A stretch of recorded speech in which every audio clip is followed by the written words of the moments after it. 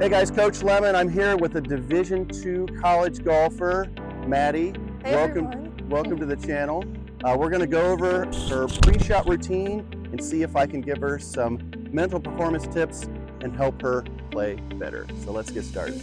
So Maddie, one of the first things we want to talk about is just kind of go over your pre-shot routine, Okay. what your current pre-shot routine is, and how you're, the thoughts that you're thinking through that, and maybe how we can improve that. So what is your current pre-shot routine? Just kind of talk me through it here. So I always do just a nice practice swing first, and then I walk behind the ball. I get my target in mind, and then I'm just looking at that target, do a little stretch in the shoulder, line up to it, put my feet apart, do one waggle, and then look, and then another one, and then just let it go. Yeah, that sounds like you have a great pre-shot routine. What I like to talk about, or the way I teach the pre-shot routine, and again, you've been doing this a long time. Obviously, you're going to Division II school. You know what you're doing. So I'm just going to talk from the basics. It's just kind of like when I'm teaching the full swing. We start with the grip. So this is the way I like to teach it is the thoughts that you think outside the box and what you do inside the box. Okay. And that's just kind of two parts to the pre-shot routine. So when I'm talking about what you do outside the box, I'm talking about, we're getting the yardage. You're talking to your coach or your caddy. We're figuring out what the target is. We have all that figured out. And then, that's the outside the box. And then when we're inside the box, we're doing like what you had talked about. And it sounds like you have a great routine together. But the thing I always want to talk about is what are the actual thoughts that you're thinking as you're going through your pre-shot routine. And can we tighten up maybe the pre-shot routine a little bit, because we have a monkey in our mind, and that thing's going to start banging around in there if we give ourselves too much time in between. They've done studies about, which you've probably seen, about like how Tiger Woods, when he was playing the best, he was within like fractions of seconds on his pre-shot routine before he pulled the trigger. And I think a lot of that has to do with what he was thinking, and he didn't let any other thoughts get in the way there. So what are you actually thinking? So you take your practice swing, and what are the thoughts that you're thinking? I always think just nice and smooth. Okay. On the swing, get a good one in. I typically only do one, but again, I try to keep it smooth. Okay. So that I always get a good feeling with it. Okay. So if you take a practice swing and it doesn't feel real good, you kind of would start over, right? Yeah. Okay. And that would be, so really you're probably only taking one practice swing, because if you take a second one, you're basically starting it over, correct? Okay, that's perfect. Yeah, that's awesome. Then when I walk behind it, just thinking, okay, either right at the target, or if I know I'm going to play either a fade or a draw, like just exactly where I'm going to aim it at. So in this case, the 100-yard sign. I'm like, okay, right at it. And then I just kind of keep my eyes locked until I get right behind the club. Then just a nice step apart. And then just get a little loose. Again, keep my eye on the target. Double check, make sure everything's lined up. Gotcha. And then whenever I start my backswing, I always think, like Jordan Spieth did a thing on this, where you say turn and burn. I love it. Like breathe in your thing, and then breathe out when you come down. Okay, I love that. So we go here, and then turn and burn. Okay. I love that. That's great. I'm right at it. When you're thinking about the target, are you, and everybody's minds work differently, so are you picturing the actual ball flight to the target? Are you just looking at the target? Because everybody kind of has this part. I think everybody does a little differently. Like Nicholas would actually like almost see him hitting the shot.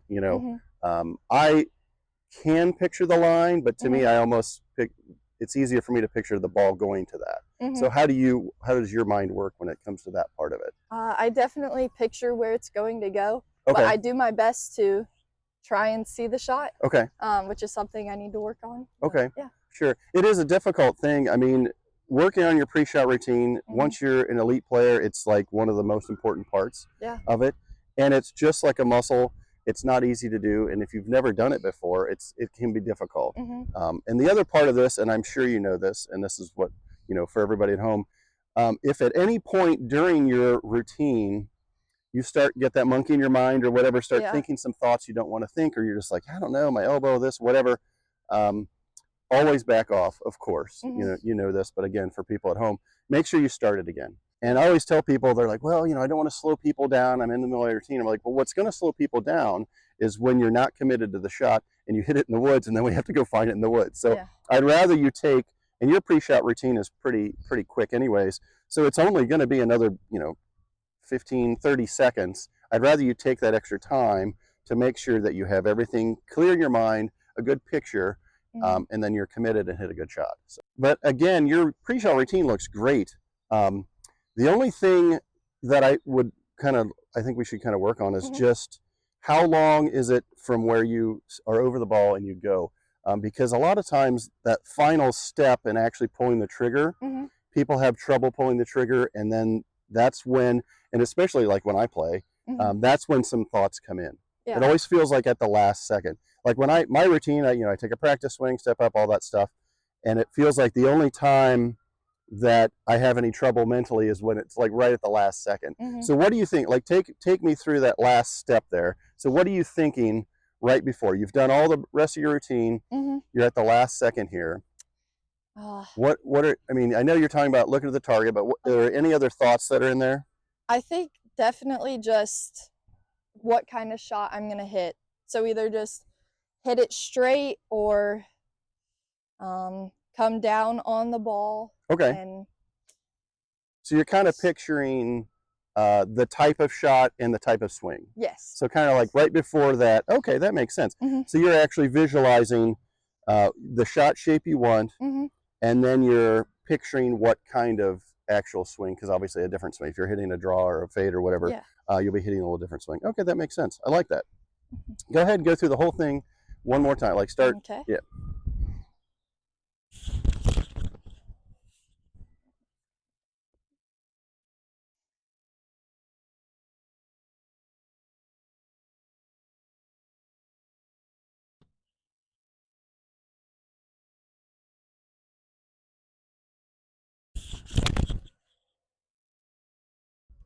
It's interesting. I really like your pre-shot routine. It looks very solid. Obviously, you've been working on this for quite a while.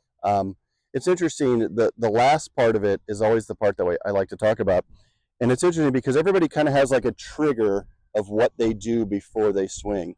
Like Nicholas would always kind of turn his head. Everybody's kind of got their little trigger before they do that. Mine is something that's not necessarily helpful, but what I do is I end up raising my hands up. So it's kind of interesting. If you watch my putting routine, it's the same thing. I remember looking at it like on video, and I'm like, okay, cool. The putter is setting with the toe up, but then at the last second, I move my hands up and put it right on line. So it's kind of interesting, like how that's my trigger that I pull my hands up. Is there anything specifically that you do as that trigger? I love the thing like you said about Jordan Spieth, the turn and burn. I think that's perfect thought. Because then also with that thought, right as you're swinging, there's no room for anything else to come in. So, but is there any other like little trigger that you have, or is it just as soon as you're comfortable, it's time to go? I would say definitely, and I know I do this with my driver, occasionally my like 4, 5, and 6 iron, but I'll turn my hips a little bit forward. And especially with my driver, I'll drop my shoulder a little more. But just when I'm about to go, just that slight. Got it. And then rip it. Yeah. So. No, I think that's perfect. I feel like you need to have something like that, like as a physical cue to start the swing. Again, Nicholas, if you watch everybody, they've got something. Sometimes they'll turn their head, sometimes they'll move a little bit. But no, I think that's perfect. And the other part about that is it's like, as soon as you're comfortable, then you're just like ready to go. And there's nothing else that can kind of creep into your mind. And obviously if it does, we start over. So, all right, so we've moved on to driver, and you're gonna be hitting some shots with your driver. So when you're aiming with your driver, so we're gonna be aiming at the 250 marker here, and you predominantly hit a fade. So when you're aiming, are you starting it at that line, or is it the line that you want to end it on? I start at that line, but I know if I'm gonna fade, I'm gonna fade anywhere up to typically 20 yards. So I leave room for that. But I also plan on it going dead straight, but make sure if it goes a little more of a fade that it's okay too. So basically you've taken in your dispersion pattern.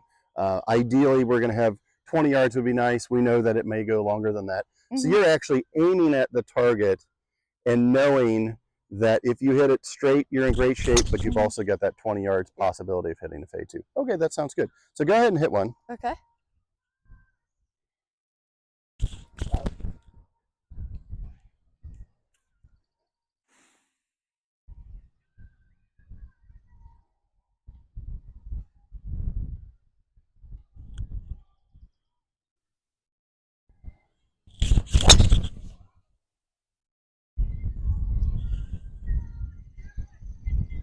Off camera, we're talking about things that you have any issues with, and it seems like when we played, when I was caddying for Megan the other day, we played 36 holes, and I could tell you hit this nice little fade. A lot of times you hit it straight, just a little, maybe 5-10 yard fade, which is perfect. And so we're talking about what are errors or issues that you have, and so you're talking about occasionally you hit like a double cross. And when I was trying to track it down to see if it's okay, when she was under a lot of pressure, does this happen? Is it something that's a mental issue that we need to fix? And it seems like, from what you talked about, just kind of talk about what it was, but it seems like it's more of just a mechanical thing. And again, the swing can get out of sync. We also talked about that when it happened, that was a 36-hole tournament. Yeah. So it was late in the day when that happened, so you're getting kind of tired. Totally understandable. But what do you think it is when that happens?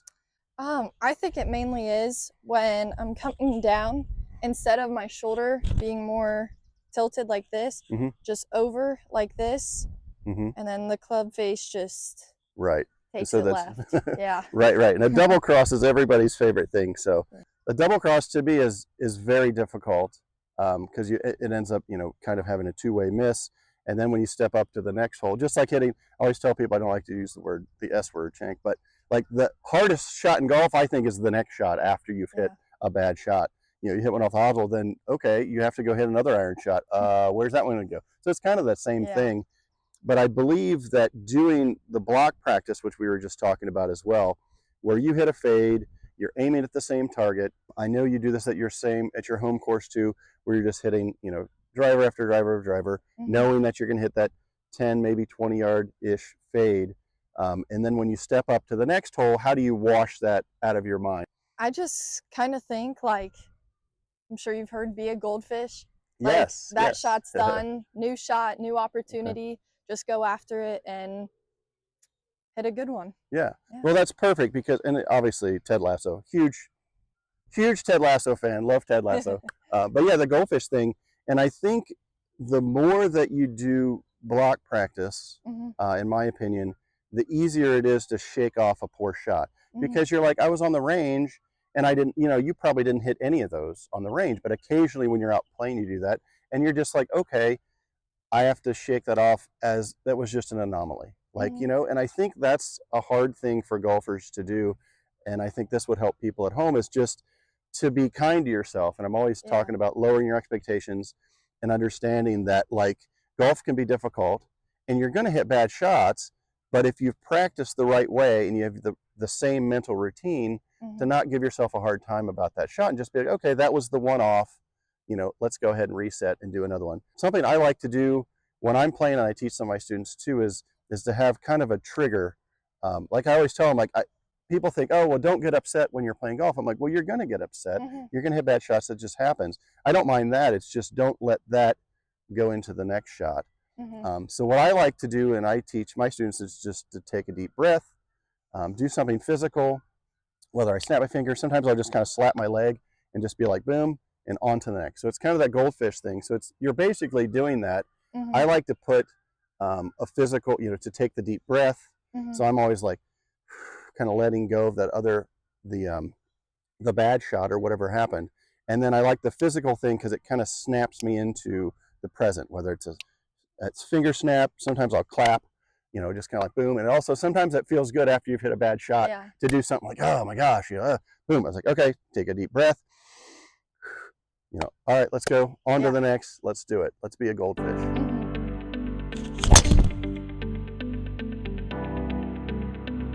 That one's perfect. Nice line. Well, there you go. Great lesson with Division II golfer, Maddie, getting her ready for her season coming up in the fall. Make sure you check out all of her socials. I'll have everything down below.